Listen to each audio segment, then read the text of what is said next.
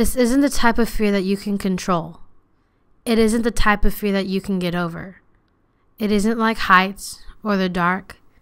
People around me seemed to not understand the feeling that I was having.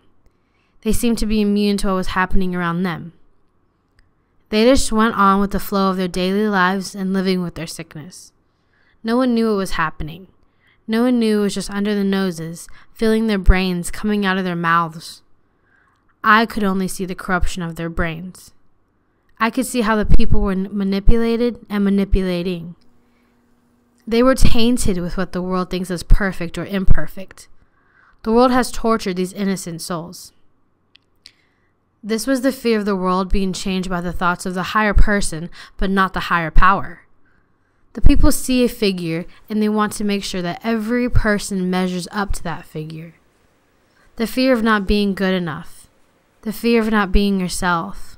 The fear of the world always at your back, bringing you down. It seems that adults and young adults are being more affected by this fear. Do you know how it feels? Do you know what it does?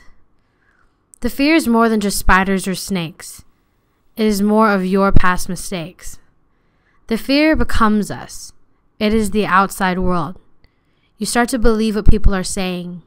You start to become what they are downgrading you on, and because they say it so much, you start to think it. You start to say it. You start to have nightmares about it. Then all of a sudden, the things you are most afraid of is yourself.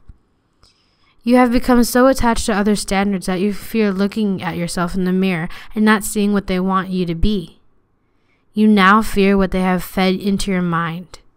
You now fear yourself. You have lost every inch of your own thoughts and your own belief. This is what they wanted. They wanted you to fear you and only you. They turned you against yourself. Some people do realize how to escape and become themselves again, and some just go on living their painful lives. The people that realize begin to help and shield. The people that are oblivious to it continue to ignore and not see the pain. As the world continues to spin, it continues to be called society.